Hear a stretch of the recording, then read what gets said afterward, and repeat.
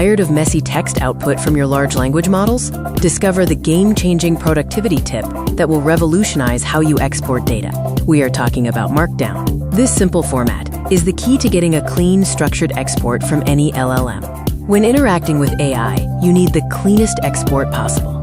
Standard copy-pasting often loses valuable formatting and structure. A Markdown file is a structured document that keeps headers, lists, and bold text perfectly intact, making it the superior format for data transfer.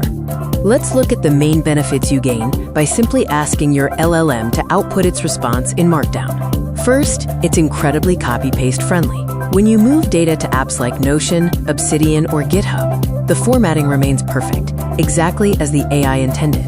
Markdown is also ready to save. You can save the output directly as a .md file, and it will look professional and organized in any reader. Finally, Markdown means no AI junk. It strips away the conversational fluff and gives you only the core data you need, saving you time on editing.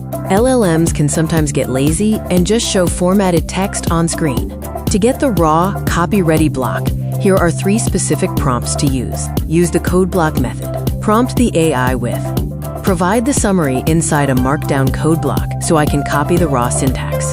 This is best for copying the raw text. The download method is great for saving.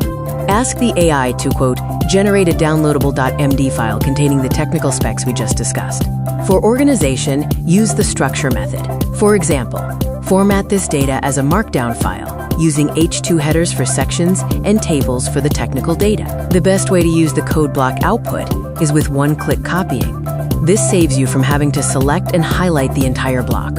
When the LLM provides the Markdown inside a gray code block, simply look for the copy button, usually in the top corner of the box, and click it. Once copied, paste the text into any plain text editor like Notepad. The critical final step is to save the file as projectname.md, ensuring it is not saved as a .txt file.